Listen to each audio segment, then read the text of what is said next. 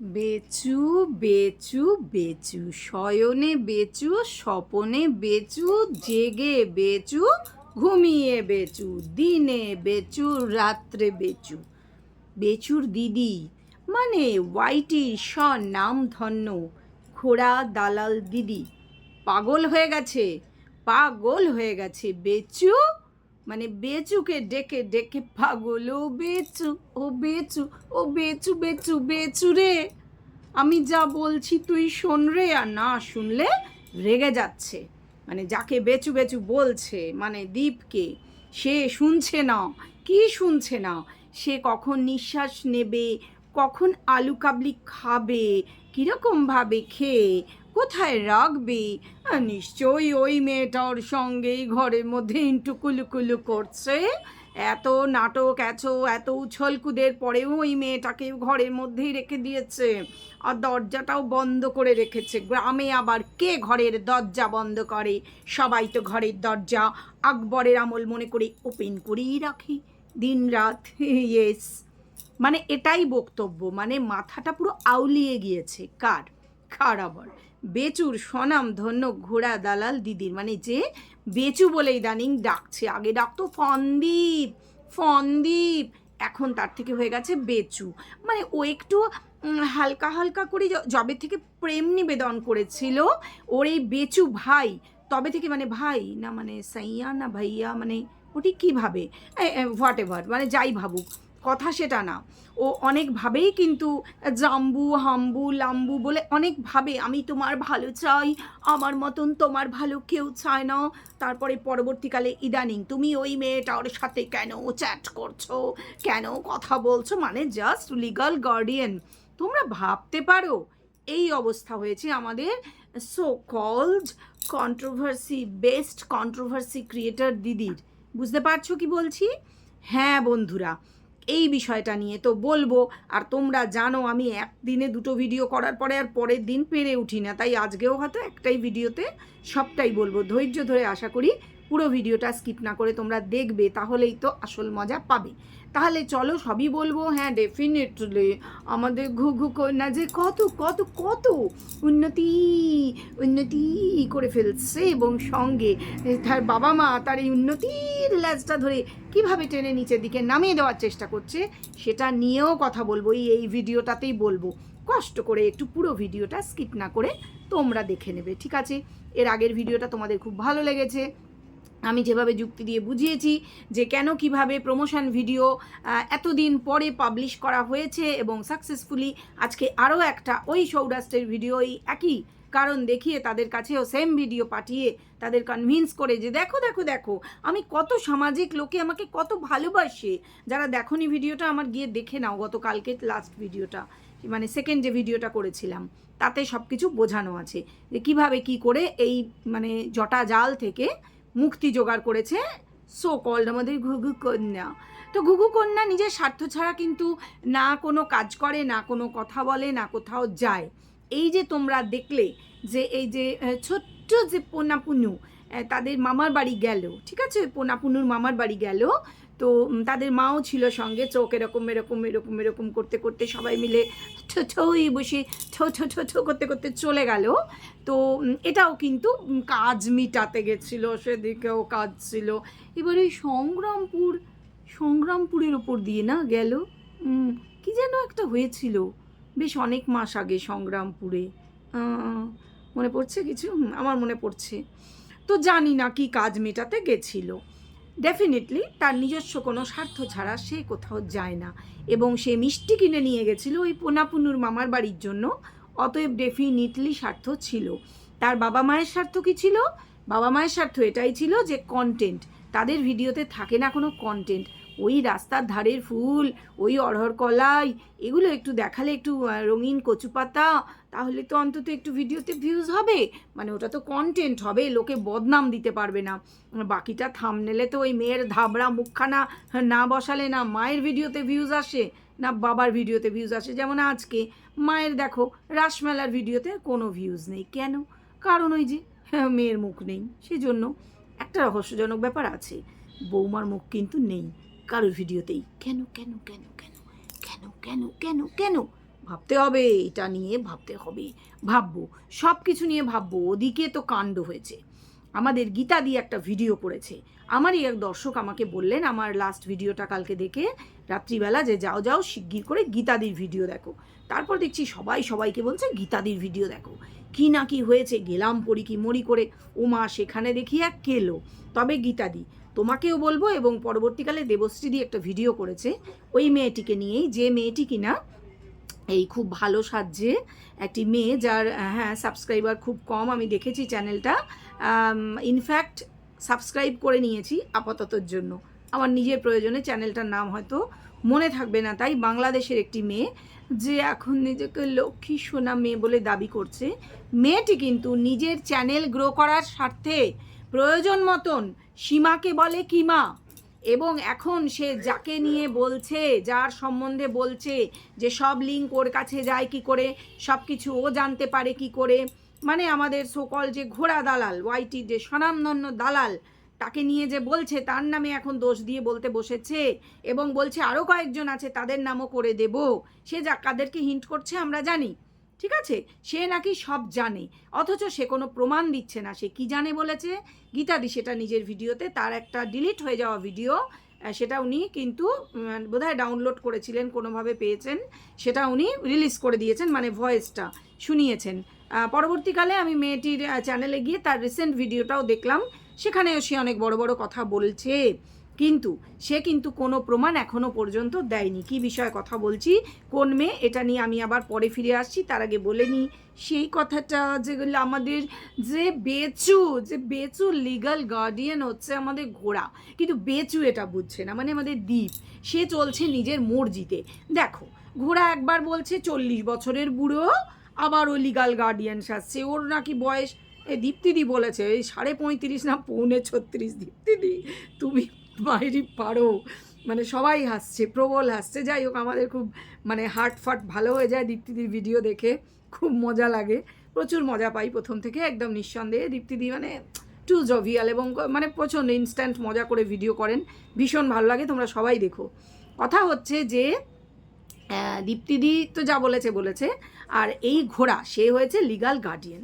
কারণ আজকের ভিডিওতে যা যা হয়েছে, মানে এই তোমরা দেখেছো ওদের ওই যে উডেন দরজা, যেটা খুব সুন্দর, মানে ঘোড়া বলেছে ডেফিনেটলি সুন্দর, সুন্দরকে তো সুন্দর বলতেই হবে, সেটা সারা দিন মানে দিনের বেলা কেন বন্ধ করে রাখে? এই ঘোড়া ঘোড়া এই ঘোড়া, বলছি শীত পড়েছে তুই দেখিসনি, ও বাড়িতে মানে সেই বাদের বাড়িতে, বুঝলি কি না, তোর বুইনের বাড়িতে, মানে যে বুইন তোকে জোড়া পায়ে দুমুস করে লাথি মেরে বলেছে মাথায় কাঁটাল ভেঙে খায়, এই দিদি এর সাথে সম্পর্ক রাখবো না, সেই বুইনের বাড়িতে দিনের বেলা সারা বাড়ি গ্রিলের বাইরে দিয়ে, দরজার বাইরে দিয়ে পর্দা টাঙানো হয়েছে কেন রে? জামাই জামাই জামাই জামাই জামাইয়ের কথা আলোচনা হচ্ছে সেখানে। না, তোমরা ভেবো না যে ওই যে ঘুঘু দাদা সেদিন শুধু জামাইকে ডাকো, জামাই বিরিয়ানি খাবে, জামাই রসগোল্লা খাবে বলেছে। আরে না, বললাম না, মেয়ে চচর করে ওঠার চেষ্টা করছে, আর বাবা মা হিড়ির করে পা ধরে টেনে নামিয়ে দেওয়ার চেষ্টা করছে। মেয়ে আর মা আলোচনা করছে জামাই করে, আর সেটা এসে গেছে ঘুঘু দাদার ভিডিওতে। হ্যাঁ, আজকের ভিডিওতে এমনিতে ঘুঘু দাদাও মেয়ের মতন শুরু করেছে, ঘুঘু বৌদিও শুরু করেছে, তবে ঘুঘু দাদা বেশি।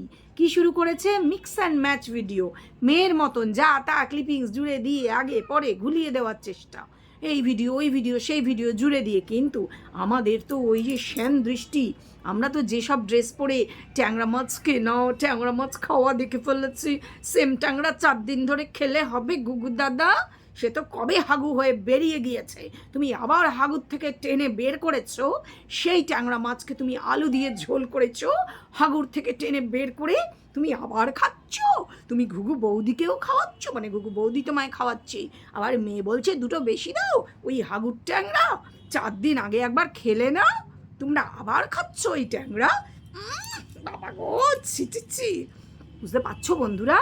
সেই যে ট্যাংরা মাছ 800 টাকা কিলো যায় নিয়ে কত বিতর্ক, উমা সেই ট্যাংরা মাছ খেয়ে হাগু করে আবার ওই ট্যাংরা মাছকে আজকে জীবন্ত করে নিজেদের পাতে এনে ফেলেছে আলু দিয়ে ঝোল করে। আমাদের ঘুঘু দাদা এসব শুরু করেছে, ইয়েস, এসব তো করেইছে। সঙ্গে আবার মা মেয়ে জামাই জামাই করে দেখো, জামাই যখন আছে, জামাইজন বাড়িতে আছে, তখন আলোচনা তো হবেই। এরকমভাবে কি আর লুকিয়ে রাখা যায়? তো সেখানে আবার জামাই, মেয়ে বলছে জামাই, আর মা বলছে জামাই জামাই। তো জামাইয়ের গল্প হচ্ছে মা মেয়েতে, কিন্তু মা মেয়ে জানে না যে ওদিকে হাঁপি ভিডিও করছে, আর হাঁপির ভিডিওতে হাঁপিয়ে হাঁপিয়ে জামাইয়ের গল্পটা আমরা শুনে ফেলেছি। ইয়েস, শুনে ফেলেছি বন্ধুরা। এরকমভাবেই জামাই ছিল, আছে, থাকবে, বেঁচে পড়তে থাকুক জামাই। একটা জামাই তো কপালে টিকলো না, এবার পপুলারিটি ছাড়া যদি টিকে যায় ধরো মোর দ্যান 5 ইয়ার, সেটা তো একটা রেকর্ড হয়েই যাবে। তো যাই হোক, যেটা বলছিলাম, আবার তো বেড়ালের ঘাড়ে চাপিয়ে দেবে, বেড়ালেরও নাকি বর আছে, সেই নাকি জামাইয়ের কথা বলছে। ভাই যত যাই বলিস, আমাদের এখানে সি মানে চু তো আর লেখা নেই, মানে আর কি, মানে বুঝে গেছো এতক্ষণে তোমরা? হ্যাঁ, বুঝতে পেরে গেছো। চলো তাহলে আবার সেই প্রসঙ্গটায় ফিরে যাই, যে আমাদের দালাল ঘোড়া রেগে গিয়ে যে ওর কথা শুনছে না, ওর বেচু ভাই শুনছে না, মানে ভাইয়া সাইয়া ও যেটাই ভাবুক আর কি, মানে জাম্বু জাম্বু বলে অনেক প্রেম নিবেদন তো করেছিল, ওদের বাড়ি যাওয়ার জন্য তো অনেক পাগল হয়েছে, যে ওই পড়ার দায়িত্ব, বাচ্চাকে পড়ানোর দায়িত্ব ওকে দেওয়া হোক, এরকমও তো বলেছে, বলেনি? বলো, বলেছে, বলেছে, সবই বলেছে বদমাইশটা। বলে এখন কি করেছে? দোষ ধরতে বসেছে, যে ওই যে বেচু গেল বাজারে মায়ের ব্লাউজ আনতে, ব্লাউজ তো পাওয়া গেল না, বেচু ফিরে এলো আলু কাবলি কিনে। আলু কাবলি অনেকটা কিনেছে বাড়ির সবার জন্য, কিন্তু বাড়ির সবাই তো বাড়িতে তালা দিয়ে কীর্তন শুনতে গেছে, ইভেন বাচ্চাটাও। তাহলে বাড়িতে তো কেউ ছিল না ভাই, আমরা তো দেখলাম মা চাবি দিল। এটা আমাদের দালাল দিদি দেখতে ভুলে গেছে, জাস্ট ভুলে গেছে, কারণ ও তো ভিডিও দেখে না। ও যাকে নিয়ে ভিডিও করে, মানে যার এগেনস্টে ভিডিও বানায়, ও কিন্তু তার ভিডিও দেখে না। ও কি দেখে? ওকে যারা লিঙ্ক পাঠায়, ওই সেই লিঙ্কগুলো খুলে খুলে, মানে ওইটুকু অংশ ক্লিপ পাঠায়, সেইটুকু দেখে। মানে পুরোটা দেখারও না আছে ইচ্ছা, না আছে ধৈর্য, না আছে সময়। তার ফলে ও যে এই যে মাটি খাওয়া কাজগুলো করে, তার দু একটা ছোট ছোট নমুনা আমি এখন তোমাদের কাছে পেশ করব। যেমন, তো বেচু তো গেছিল বাজারে, মানে ওর বেচু, আমার তো বেচু না, আমাদের ভাই হয়। তো বেচু গেছিল বাজারে, বাজার থেকে ফিরে দেখছে তালা, মোটা মোটা তালা ঝুলিয়ে বাবা মা বাচ্চা নিয়ে গেছে কীর্তন শুনতে। খুব ভালো কথা, শীতের দিন পাশের পাড়াতে কীর্তন হচ্ছে, গেছে। তো বেচু চলে গেছে সেখানে, মানে ওর বেচু চলে গেছে সেখানে, মানে বাচ্চার বাবা চাবি আনতে। পরিষ্কার দেখলাম তার মা চাবি দিল, বোধহয় বাচ্চার টুপিটাও দিল কিনা জানি না, হাতে ছিল, কেন দেবে, বাচ্চা তো রয়েছে ওখানে, না দিয়েছে হয়তো। তো চাবি দিল, সেই চাবি নিয়ে সে ভটভট ভটভট করতে করতে আবার চলে এলো বাইক নিয়ে। বাড়িতে এসে তালা খুলে ঢুকলো রীতিমতন, ঢুকে এসে জমিয়ে বসে আলু কাবলি খাচ্ছে। না, শান্তি নেই তো। কেন খাবি তুই আলু কাবলি? আমাকে দিয়েছিস? মানে ঘোড়ার বক্তব্য। আলু কাবলি খানিকটা খাওয়ার পরে সামনে হাত বাড়িয়ে কাকে দিল, কাকে দিল, কাকে দিল, কাকে দিল? ভাই কাউকে দেয়নি, ওটাও রাখলো টেবিলে। ওখানে কি কোনো টেবিল আছে? কেন বলবে তোকে? থাকুক বা না থাকুক, তার নিজের ঘরে সে শূন্যে রাখুক, টেবিলে রাখুক, মেঝেতে রাখুক, আর বিছানায় রাখুক, আর নিজের মুখে পুরোটা পুড়ে দিক, তোকে কেন বলবে রে ঘোড়া? হ্যাঁ, বলে কি না দরজাটা কেন বন্ধ থাকে? আর ওই বাড়িতে যে পর্দা টাঙানো হয়ে গেছে, সারা বাড়ির পর্দা টান টান করা, যাতে জামাইকে কেউ দেখে না ফেলে, সেটা চোখে পড়ছে না। সেটা না হয় চোখে না পড়ুক, এই বাড়ির দরজা ব্যাঙ ঢোকে, আমরা বহুবার দেখেছি, বড় বড় ব্যাঙ ঘর থেকে বের করতে ওকেই কষ্ট পেতে হয়। আর এই বাচ্চা রয়েছে ঘরে, কখন ব্যাঙ ঘাড়ে মাথায় লাফিয়ে উঠবে, অনেক দামি জিনিসপত্র আছে, সব পড়ে ভাঙবে, ওর ফোনের স্ট্যান্ড থাকে, ট্রাইপডগুলো থাকে, পড়ে ভাঙতে পারে বাচ্চা বা ওরা নিজেরা লাফালাফি করলে। বড় বড় ব্যাঙ ঢুকে লুকিয়ে থাকে সোফার তলায়, ওরা সোফায় শান্তিতে বসতেও পারবে না, সেই জন্য দরজাটা লাগানোই হয়েছে আটকানোর জন্য।